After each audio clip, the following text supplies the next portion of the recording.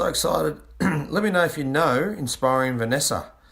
Do you actually know Inspiring Vanessa? Because that's who we're bringing on today. Okay, so just going to look. Some people love to be added, some people don't. I'm just going to be a bit choosy with who I add. If I do add you, it is because I think highly of you and I respect who you are. So, and I'm going to invite people that know Inspiring Vanessa. Now, where it is? Oh, actually, I've just realised I don't have Vanessa down, so I'm going to have to add her mum. Have I added you yet? Veronica. Have I added Veronica? Not sure yet. Let's just do that in case. Now, if you're in the house right now, I'm not able to see you, so I think I must have added. Oh no, there you go. All right, so here we go. So when you get on, here he is, Mr. Stern. Darren's Free Fitness course. Thank you very much. Rel, Christine, Daryl Stern. Who else is in the house? I'm going to interview. I thought it was an 11-year-old, but it's a 12-year-old, and she's an international speaker. Just let me know yes or no. Do you actually know Inspiring Vanessa? I can see the light. Can you see the aura? So, how you been? Where you coming in from? And I'm doing good. I met so many people. My hairdo. My hair okay? I'm about to do the Breakthrough Mastery Show number 12, and it's with a young lady, and she is only 12 years old. Just turned 12, I'm pretty sure. We'll find out the birthday very soon. And what else? And then I'm going to be doing another. Here we go. All right, Veronica Sam's in the house. Veronica Sam's actually her mum. The behind the scenes is also a great speaker from what I've seen, but hides a bit. And her daughter is the amazing, inspirational Vanessa. And here we go. So I'm going to add you in the house if I can.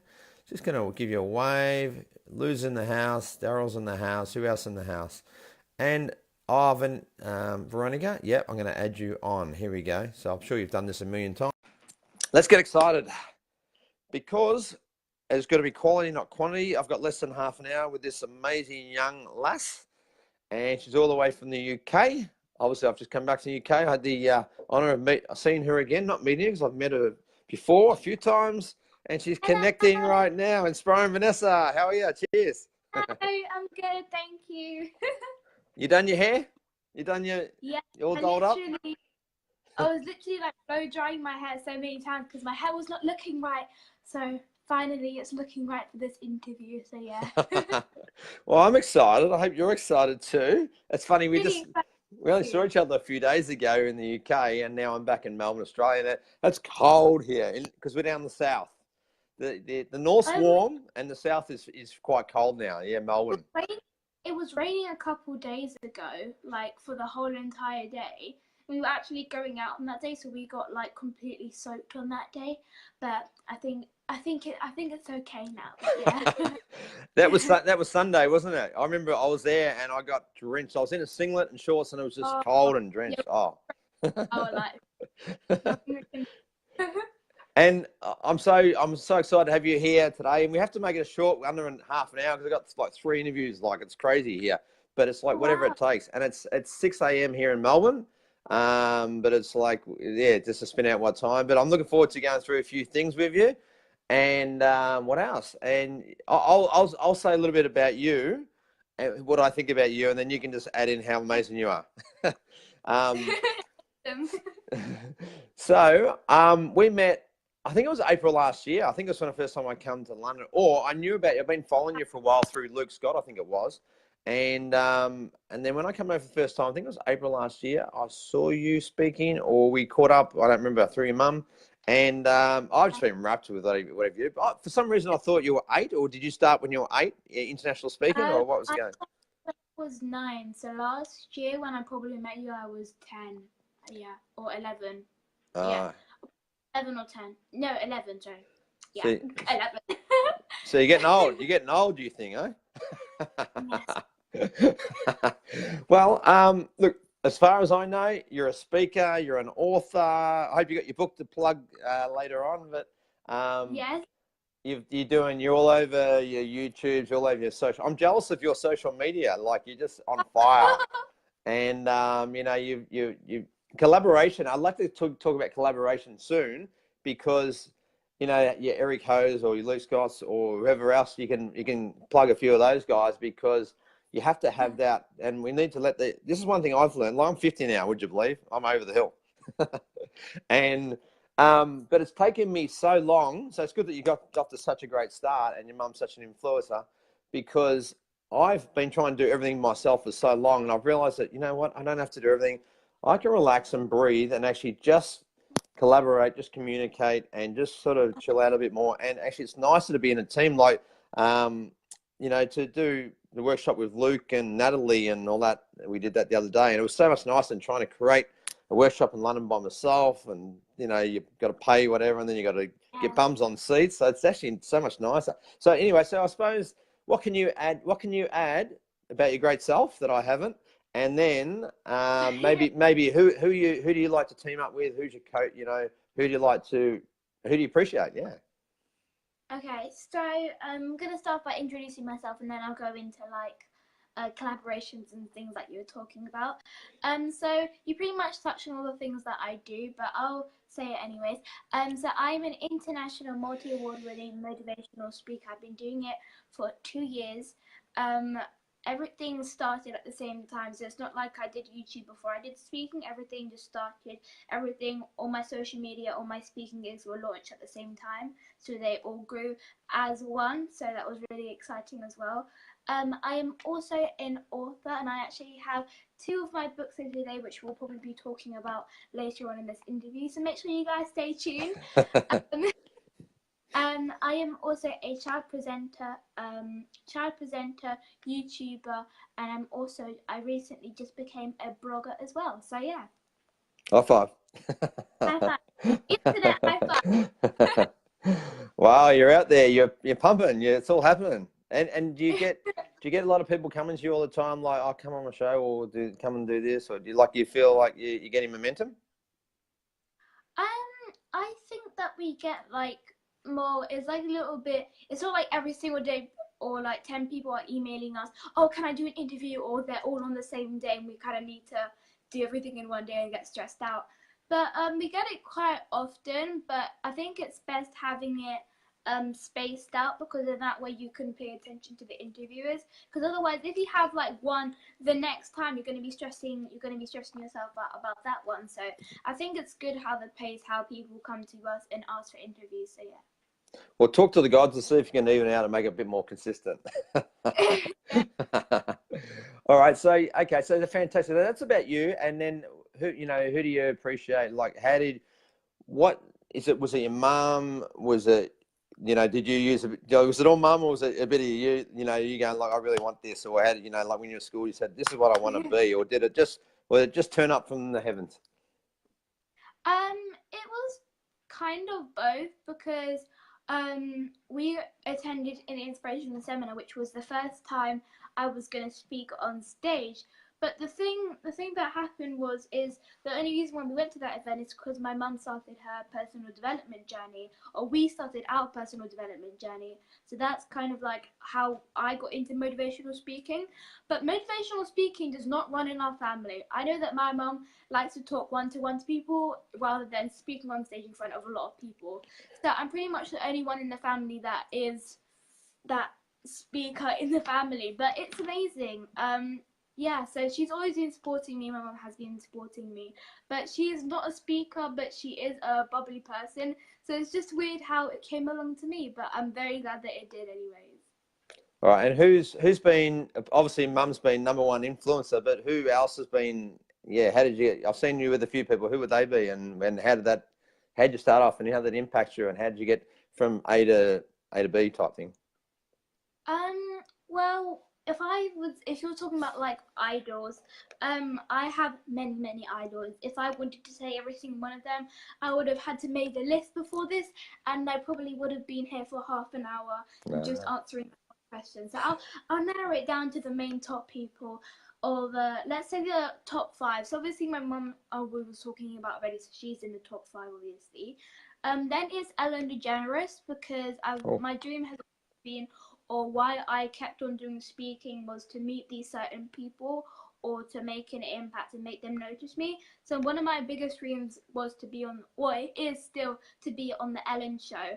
And I think I just love Ellen Degeneres so much is because she so effortlessly gives to people, which is just something that I admire so much about her, because she doesn't have to give, but she chooses to. And she's also a comedian, so she's super funny to watch her show all the time as well. My next idol is Zendaya, because she is a young actress, and I obviously look up to her, and lots of girls like me also look up to her as well. So she's one of my biggest idols as well. And then I would have to say Les Brown and Oprah Winfrey, because Oprah Winfrey, just because she has so much wisdom, it's just crazy how much wisdom she gives out to people. And also Les Brown, because he is a legend and he is so motivational, it's kind of insane. So those are my main idols, but obviously if I wanted to mention everybody who I loved and admired, we would be here for a very long time. So those are my top 5 basically. Perfect. And Alan, I'm excited because I'm going to America in about 4 weeks, and we're gonna go to her show live, and you've got to wait a month beforehand to book. So we haven't been able to book yet. So we're waiting, and it's we've got to book in about a week's time. So that's the plan. And yeah, so go to her event. I'd love to meet her if I can manage. Throw it out the universe, see what happens. But yeah, I'd love to be on her show one stage doing this. On the couch, or no, you know what I want to do is dance with her. I picture myself in one aisle and she's on the other aisle, and we're doing, like, she does that dance thing and she gets crazy and all that sort of. You dancing with that and like doing a little shimmy over here, yeah. Yeah, in one aisle and she's in the other aisle. She goes up the aisle. All right, so let's get to, like, obviously this is what I do with everyone is that obviously you're still quite young, but I still want to know about the idea of the show. I want is that, to have people that people look up to. I mean, you're a bit shorter than some. I know you're growing, I think, but people that look up to us and go, oh, wow, I wish I could be like you. It might even be your friends or, some people around you that go, oh, I wish I could be as great as her, but I can't because blah, blah, blah, blah, blah, But because that's what I want, is because people could be watching here now and they're feeling crappy within themselves. And they think they can't do it, and they put people on a pedestal. So you've still got people putting you on a pedestal, doesn't matter what age we are, going, oh, wow, it's okay. I wish I was like her at that age. And, now it's too late now because I'm like 50 or 80 or whatever it is. What would you say to people that, like, it doesn't matter what age they are, that they're making up excuses and they could actually probably do a lot of great things in this world and step up and just face the fear and, be courageous enough to step on the skinny branches of life? Does that make sense? Yeah. Well, first, when people see me speaking at my age, that already automatically clicks with them. It's just like, oh my god, she's a 12-year-old and she's doing speaking and she's got a YouTube channel and she's got social media or whatever it is. So or she's got a book. People are automatically inspired, but I don't think they actually think it or process it properly. Like, oh my gosh, that means I can do it as well. I think people need to look more at my content and start understanding me more and seeing or logging onto different lives that I do and just seeing me live or speaking on stage. Because if you just meet me, you might not know exactly how I am. You might have seen me on a photo before and you just notice me on the street. But if you actually start looking at my content and what I post, and you're going to start understanding me more. And that's why I love my fans so much, because they obviously understand me and they know who I am. But at the same time, if you start looking at my content and you start understanding who I am, that means that you're going to start understanding yourself, that actually, if she can do it, then I can do it as well. It doesn't matter what age you do it as. And that's something that's always been a passion of mine, because once I started doing speaking, or I wanted to start doing speaking, or I was making that decision inside my head, I was like, okay, if I'm a kid, who am I going to be able to look up to if there weren't really any kid speakers around? So I was just thinking to myself, how am I going to do this? But then I realized that if someone else wants to become a speaker, I can be their role model for them. So I think just for them understanding me and learning more about me, I think that's probably how they get more inspired, or they start understanding that it doesn't matter what age you are to be able to do anything you want. So yeah. All right. And I'm a big one. So, okay, so maybe not at your age now, but in teenagers, a lot of people, well, let's be honest here, a lot of people get depressed, like they have childhood issues and, they might fall downhill and that sort of stuff and they struggle. So, you know, it's pretty sad, but in the teens, you're not quite there yet, but in the teens, a lot of people struggle. So for those people that struggle, what's a quote that you love, or what's something, how can you make them more positive? I know you're really good at positivity, but how do you think, if they're struggling inside their head, how do you think they can turn that around, or get out of that? Um, I say this in a lot of my speeches, that in order to do anything, you have to have a drive. You need to have a purpose of doing that. Because if there's no purpose or reason of doing it, then there's no point of doing it in the first place. You can't just want to go and eat something and there's just not a reason for doing it. There always has to be a reason for doing it. Otherwise, there's no point of doing it in the first place. So if you keep working yourself out to try and do something and you don't know what you're fighting for, then when you feel tired and worn out and you feel like you want to give up, if you don't exactly know why you're doing it, then that's just going to make you give up straight away like that.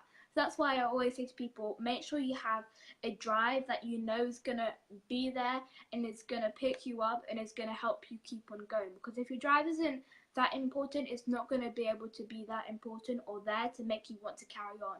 Because if it's just like, I don't know, buying a desk, it's not as powerful as buying your dream car. Because once you get your desk, or you're trying to find a desk, you're just like, why is this even a thing, or why am I fighting for this? And it might sound a little bit silly, but why people do think and have that process, or that thought process, thinking, why am I doing this if it's not even that important to me? So that's why it's always good to strive and go for a really big goal, because that way it will keep on driving you until you get there. Fantastic. And what's your goals and whys and reasons? Have you got anything at the going forth? Well, obviously my idol is sort of my dreams, to be able to meet those people, and that's one of my passions or my reasons for doing speaking, to meet those people and to be able to understand people and meet them and be on their shows, whatever it is. But my other passion, or my other goal, or the reason why I decided to do speaking, was because I could help more people, and I realized that doing speaking allows you to help more people. Because no matter what you talk about, people are still going to be getting a different perspective from a child's point of view, which is something that I always used to look at it as that way. But at the same time, one of my other dreams has always been to inspire millions of children around the world to be able to be themselves, because not that many kids have self-love nowadays. Because as a society is picking on us, or inflicting on us, they just go to a younger age and a younger age, which means at the age of 8 years old, you're already going to start feeling sad and miserable, which is sad to think about, because when you're 7 years old, people automatically think, oh, child running around being a little bit crazy. But people are starting to even judge younger kids, which is losing them or making them lose their self-love. So that's always been something that I've always wanted to do, to help people to be inspired by what I do. But my other main dream is to create a hotel for homeless people. Wow. Because I always believe that everyone should be treated equally. So yeah, that's always been one of my big dreams. But yeah, those are my reasons for doing speaking. I love that, homeless people. So two things are coming to mind now. So first of all, I've just come from, most of you know, I've come from London a couple of days ago. It was real extreme. We went from like low 20s to 30 in Manila, and then now I'm back to about 14. But I've been in winter in London, and it's pretty fresh. And but what I did notice when I was staying in the Holloway area, not just the Holloway area, King's Cross, everywhere, like in that city region, I saw homeless pretty much everywhere. And that really, I got sad. I was really, struggle with that. So to hear you say that nearly makes me cry, because I'm like, wow, for you to do that and you inspire others to do that, type thing. I don't know the answer. I don't know if you do, but just to, to do whatever it takes, like the housing or whatever, it takes one person to step up and really collaborate and communicate. So that's exciting. The other thing is, so well done for you. So hopefully, well, not fingers crossed, you'll get there. You're inspiring Vanessa. And the other thing is, okay, so one thing I've done a lot of coaching with people, and I said time and time again, and around that 5 to 8 year old, we normally make up stories in our head. And for me, it was like, I'm not, like you said before, self-love. And I felt like I wasn't loved. And I didn't realize it until I was 33 years old. So for you to talk about self-love and, you know, getting to people earlier is so important, because it took me 28 years. And I know people that are like 60 to 80 years old, and they've still got stuff going on from when they were 5-year-old. And it's so sad is that we don't actually see it. We make up stories, and we feel like we're not loved by our parents, or blah, blah, blah, something happened. Then we justify it, and we keep seeing evidence along the road to go, see, they don't love me. And then there's this distance for a lot of people, is like even Christmas or family time, there's a whole pretense thing around about, oh yeah, love you, great to see you. But inside it's like, no, I still remember that time when you left me alone by myself, which is me at school. And I said time and time when I coach people, so I'm coaching people like 50, I don't know, 40, 60-year-olds, and I'm saying, and we always come back to that little 5-year-old. So any of that self-love that you're doing is amazing, because if people can heal at an early stage, they're going to have a great impact in life for themselves and others. So that's brilliant. So I'm right for you doing that. Self-love. So how do you help people with self-love? Well, self-love is obviously not a thing that you just have straight away. It's a journey for self-love, because not automatically does everybody just wake up and being like, oh my god, I love everything about myself. Because everybody has a journey. There's not a single person in the world that has automatically been born and been like, oh my god, I love this about myself, I love that about myself, I love the bad things about myself, I love the good things about myself. Everybody has a journey to having self-love. And how I teach people how to have self-love is to understand or see the other things that your personality may be able to help you from in the future. Because and let me try and think of an example. Someone might be a little bit stubborn, and maybe something tries to happen to them and people are telling them to listen to them, or maybe to give up on their dreams, and then they're like, no, I don't want to do this. And then you think of that in the future and you're like, actually, I need to like being a little bit stubborn sometimes, because that way I'm still leading my road and leading my pathway in the way that I want to go in. So if you look at it in that point of view, then it makes it feel a little bit easier to like yourself or to love yourself more. But what I actually posted a quote today on Instagram was don't look at yourself through their eyes.